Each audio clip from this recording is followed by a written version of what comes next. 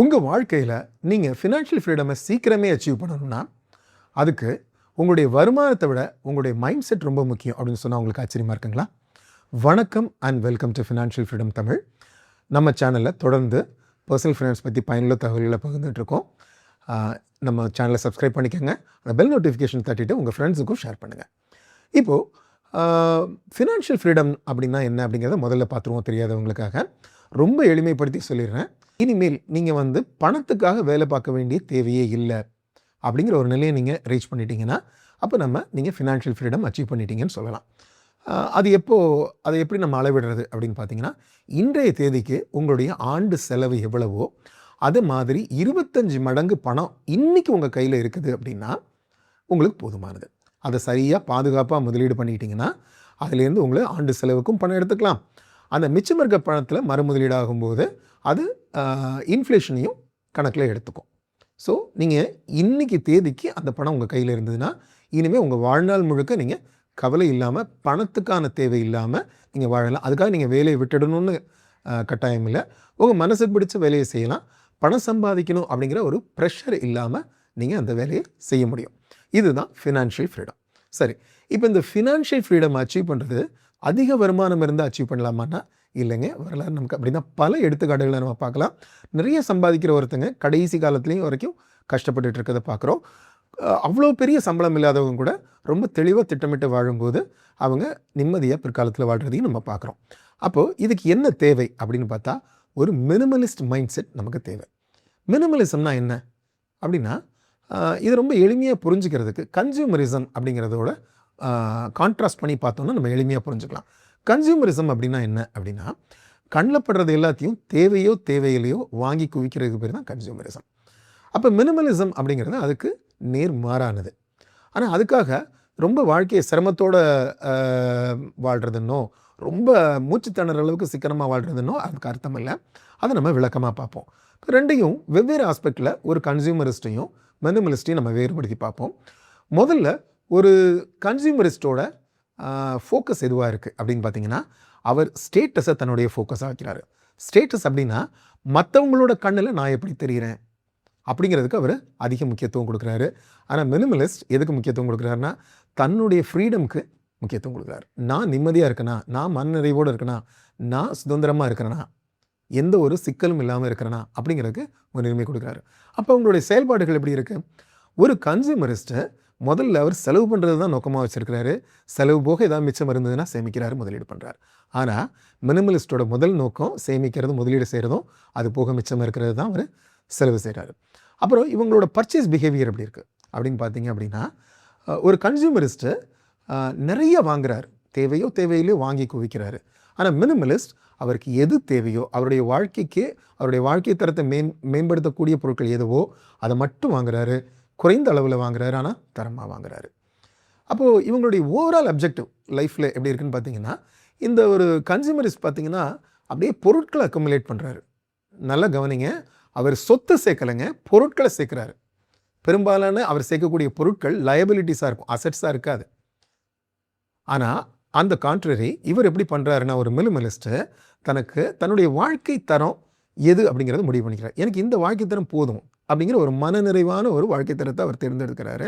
அதுக்கு தேவையான அளவு சொத்துக்களை சேர்த்துக்கிறாரு. அதுக்கப்புறம் அவர் நிம்மதியாக அவருடைய வாழ்க்கையை மனநிறைவோடு வாழ்கிறாரு. இது தாங்க வித்தியாசம். ஸோ இப்போ ஒரு மினிமலிஸ்ட் அப்படிங்கிறவர் யார், மினிமலிசம் அப்படிங்கிறது என்ன அப்படிங்கிறது உங்களுக்கு ஒரு ஸ்கெட்சியாக உங்களுக்கு ஒரு ஐடியா கிடச்சிருக்கும். இப்போது நம்ம இந்த மினிமலிசம் மூலமாக ஃபினான்ஷியல் ஃப்ரீடத்தை எளிதாக அடையலாம். அதுக்கு இப்போ நமக்கு தேவை ஒரு 7 ஹேபிட்ஸ் தான். ஒரு 7 ஹேபிட்ஸை நம்ம ஃபார்ம் பண்ணிக்கிட்டோம்னா நம்ம ரொம்ப எளிதாக நம்மளோட ஃபினான்ஷியல் ஃப்ரீடத்தை அடையலாம். ஸோ அதில் முதல் ஹேபிட் அப்படிங்கிறது எது தேவையோ அதை மட்டும் வாங்குறது. அதாவது குறைவான பொருட்களை வாங்கணும், ஆனால் அதை தரமாக வாங்கணும். இது கொஞ்சம் நான் ஒரு எக்ஸாம்பிள் சொல்கிறேன் பாருங்களேன். இப்போ நம்ம ஒரு ட்ரெஸ்ஸுன்னு எடுத்துப்போம். இப்போ நான் ஒரு 50 ட்ரெஸ்ஸை வாங்கி என்னோடய வார்ட்ரோப் முழுக்க நிறச்சி வச்சுருக்கணும் அப்படிங்கிறது தேவையில்லை. எனக்கு ஒரு 10 ட்ரெஸ் இருந்தால் போதும் அப்படின்னா அந்த 10 ட்ரெஸ், அதாவது எண்ணிக்கை குறைவாக 50 வாங்கலை, 10 தான் வாங்குகிறோம்.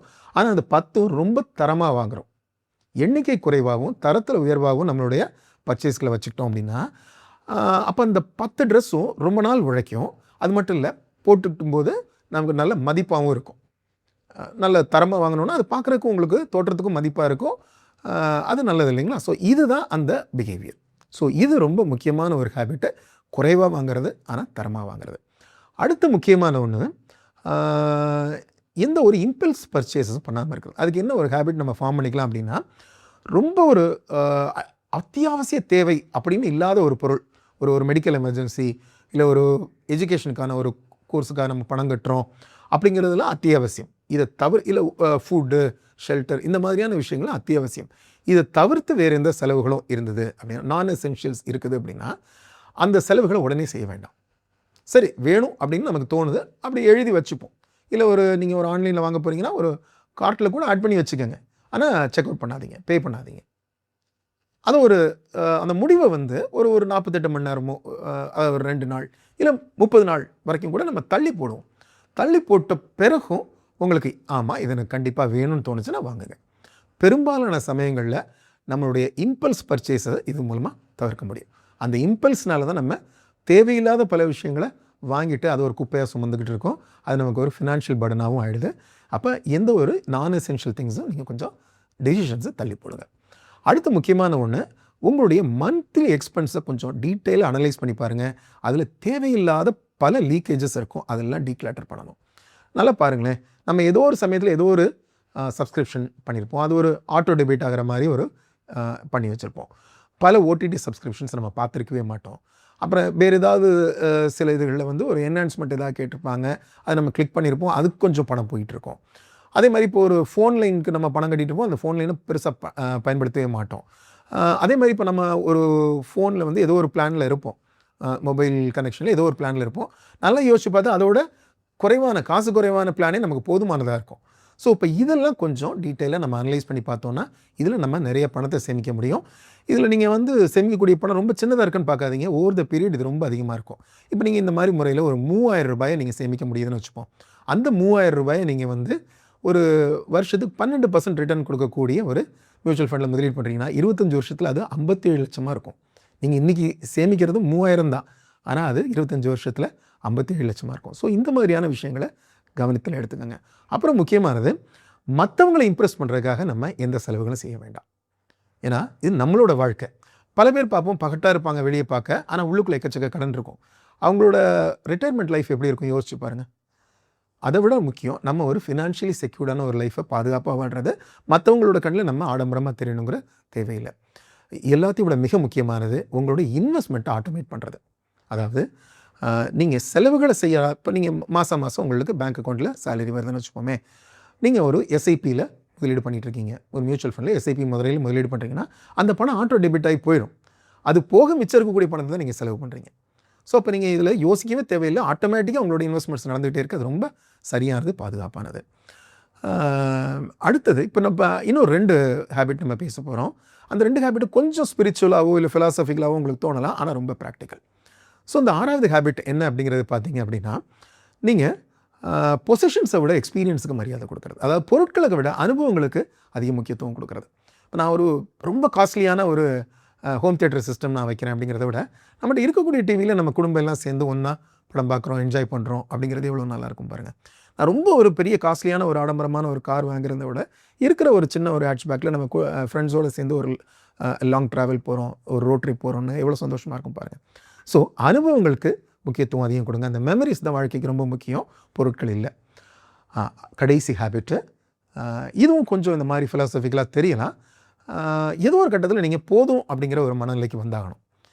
நம்ம உழைக்கிறோம், படிக்கிறோம், இது எல்லாமே நம்ம எதுக்காகனா நம்ம வாழ்க்கை தரத்தை மேம்படுத்திக்கிட்டே போகணுங்கிறதுக்காக தான். ஸோ நம்ம வாழ்க்கை தரத்தை மேம்படுத்திக்கிட்டே போகிறோம். பெரிய வீடு வேணும், பெரிய கார் வாங்கணும், புதுசான எலக்ட்ரானிக் கேட்ஜெட்ஸ் வாங்கணும். சரி, இதெல்லாம் நமக்கு வாழ்க்கையில் முன்னேற்றம்னு பார்க்குறோம். ஆனால் இது ஏதோ ஒரு இடத்துல நீங்கள் ஒரு போதுங்கிற ஒரு நிறைவுக்கு வரணும். அது உங்களுடைய கம்ஃபர்டபுள் லைஃப் ஸ்டைலாக நீங்கள் வச்சுக்கணும். அப்போ அந்த டார்கெட் லைஃப் ஸ்டைலுக்கு நீங்கள் தேவையான ஒரு கார்பஸை உருவாக்கிட்டால் நீங்கள் லைஃப்பில் ஃபினான்ஷியல் ஃப்ரீடம் அச்சீவ் பண்ணிங்கன்னு சொல்லலாம். ஸோ இப்போ அந்த ஒரு மன நிறைவு அப்படிங்கிறத நீங்கள் ஏதோ ஒரு புள்ளியில் கொண்டு வந்தாகணும். ஸோ இப்போ இந்த 7 ஹேபிட்ஸை மட்டும் நீங்கள் ஃபாலோ பண்ணிங்கன்னா போதும், ஈஸியாக உங்களுடைய ஃபினான்ஷியல் ஃப்ரீடமை நீங்கள் அச்சீவ் பண்ணிடலாம். இந்த வீடியோ உங்களுக்கு பயனுள்ளதாக இருந்திருக்கும்னு நம்புகிறேன். இது உங்கள் ஃப்ரெண்ட்ஸோடையும் பகிர்ந்துக்கங்க.